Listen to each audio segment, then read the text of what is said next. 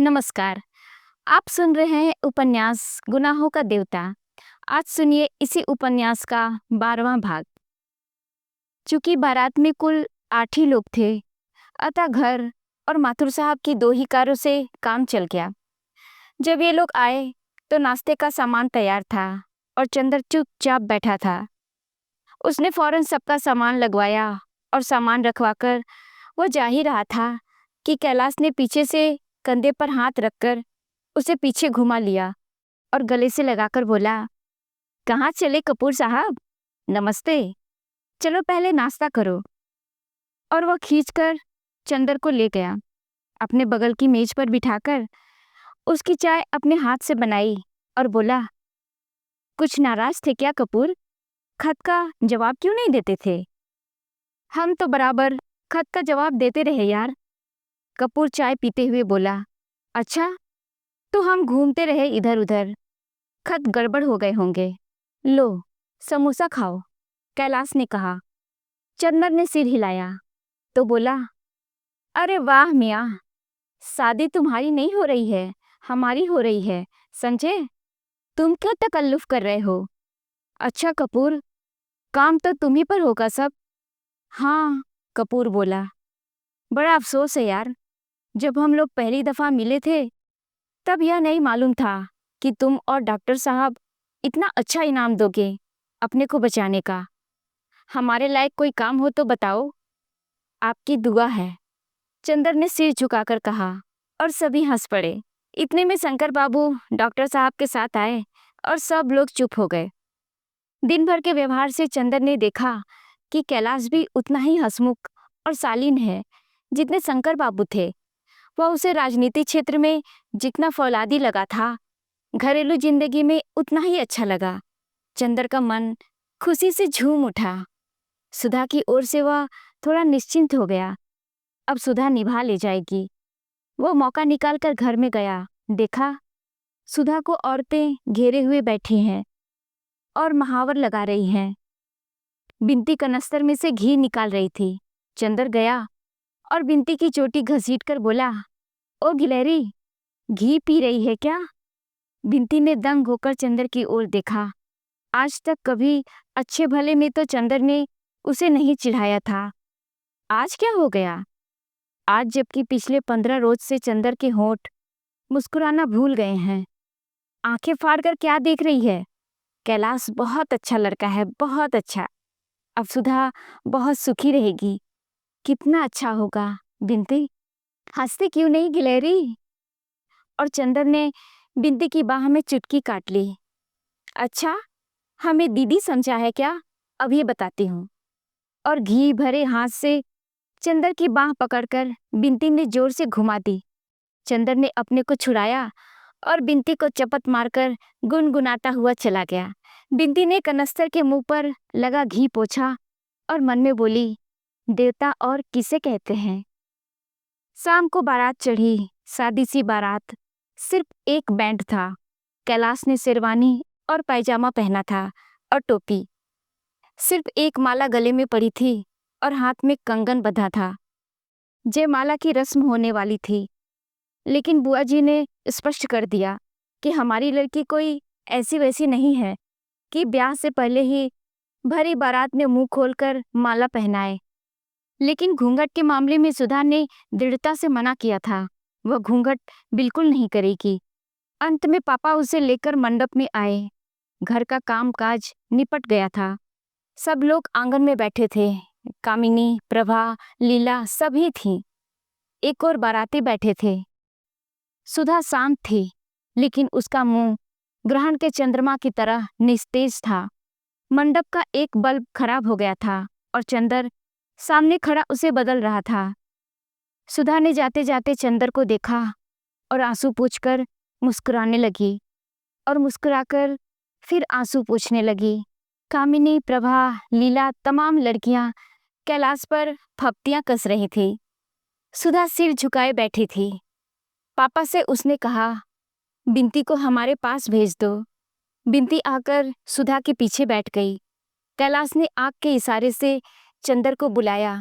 चंदर जाकर पीछे बैठा तो कैलाश ने कहा, यार, यहाँ जो खड़े हैं इनका परिचय तो बता दो चुपके से। चंदर ने सभी का परिचय बताया। कामिनी, प्रभा, लीला, सभी के बारे में चंदर जब बता रहा था तो बिंती बोली, बड़े लालची मालूम देते हैं आप, एक से संतोष नहीं होता क्या? वाह रे जीजा जी। कैलाश ने मुस्कुराकर चंदर से पूछा, इसका ब्याह तय हुआ कि नहीं? हो गया, चंदर ने कहा। कभी बोलने का अभ्यास कर रही है?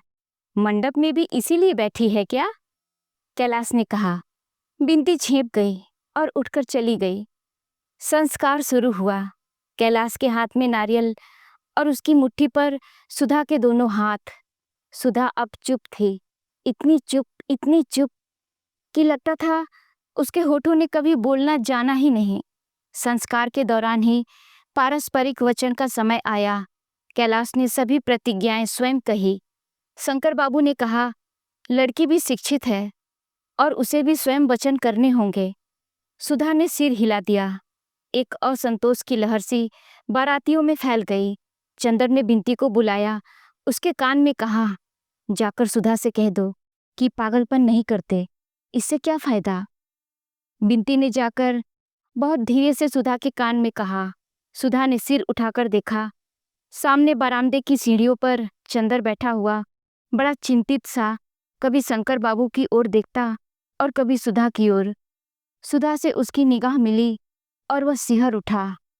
सुधा क्षण भर उसकी ओर देखती रही। चंदर ने जाने क्या कहा और सुधा ने आंखों ही आंखों में उसे क्या जवाब दे दिया। उसके बाद सुधा नीचे रखे हुए पूजा के नारियल पर लगे हुए सिंदूर को देखती रही।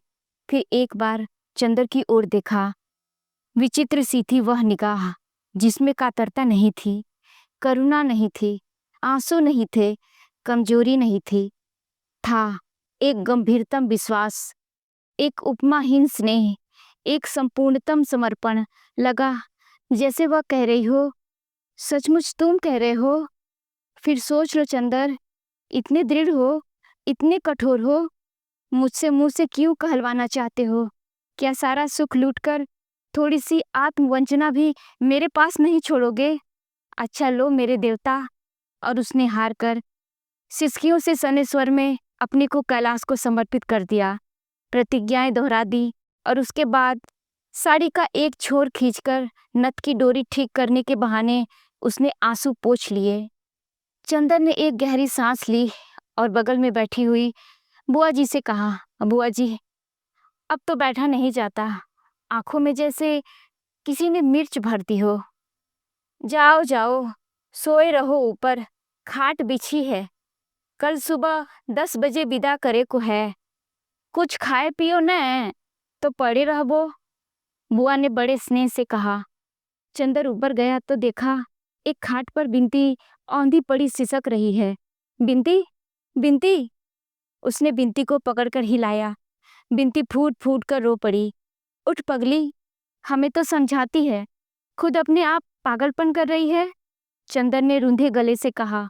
बिंती उठकर एकदम चंदर की गोद में समा गई और दर्दनाक स्वर में बोली, हाय चंदर, अब क्या होगा? चंदर की आंखों में आंसू आ गए। वह फूट पड़ा और बिंती को एक डूबते हुए सहारे की तरह पकड़कर उसकी मांग पर मुंह रखकर फूट फूट कर रो पड़ा। लेकिन फिर संभल गया और बिंती का माथा सहलाते हुए और अपनी सिसकियों को रोकते हुए कहा, रो मत पगली।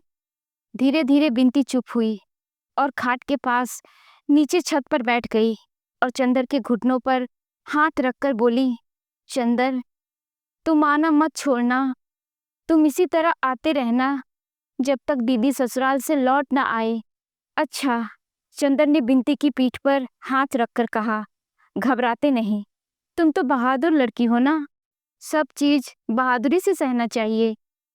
कैसी दीदी की बहन हो? क्यों? बिंती उठकर नीचे चली गई। चंदर लेट रहा।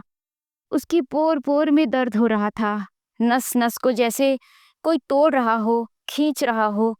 हड्डियों के रेसे रेसे में थकान मिल गई थी, लेकिन उसे नींद नहीं आई।